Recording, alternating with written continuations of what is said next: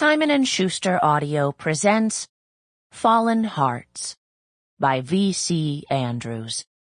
Read by Candace Thaxton. Dear Pa, despite all the sadness and hardships of the past, I am ready to forgive and to ask forgiveness, Pa. It has been almost 2 years since Tom's death, 2 years during which not a day has gone by I haven't missed Tom and Grandpa, too. But now my time for mourning is over, and my time for happiness and love and life is beginning. For I have wonderful news. I'm getting married. To Logan Stonewall, who you may remember was my childhood sweetheart.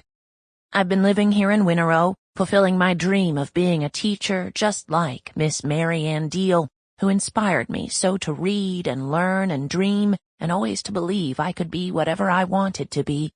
It seems all my childhood dreams are finally coming true. All, that is, except my relationship with you. I want you and Drake and Stacy to come to my wedding, Pa. Pa, I would like you to walk down the aisle with me as my father and give me away to my husband. I'm so happy, Pa. I want to put away all the bitterness of the past. I want to forgive you, and I want you to forgive me.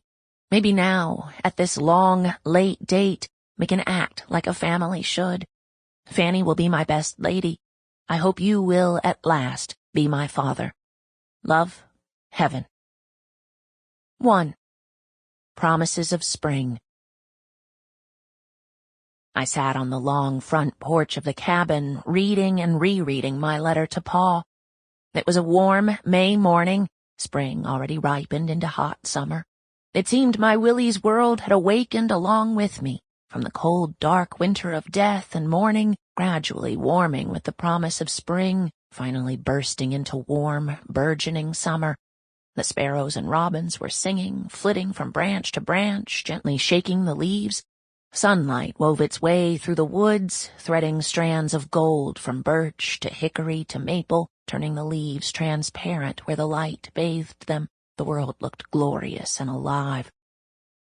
I took a deep breath, inhaling the sweet, fresh perfume of blossoming flowers and rich green leaves. Above me, the sky was deep cerulean blue, and the little candy cotton puffs of clouds stretched and curled in delicious shapes, like babies stretching in sleep. Logan had been there from the day I returned to Winnerow. He had been there through the terrible days after Tom's death, while Pa was in the hospital. He had been there after Pa had returned with Stacy and little Drake to his own home in Georgia. He had been there when Grandpa died, leaving me alone in the cabin of my childhood, now rebuilt and refurbished. Sample complete. Ready to continue?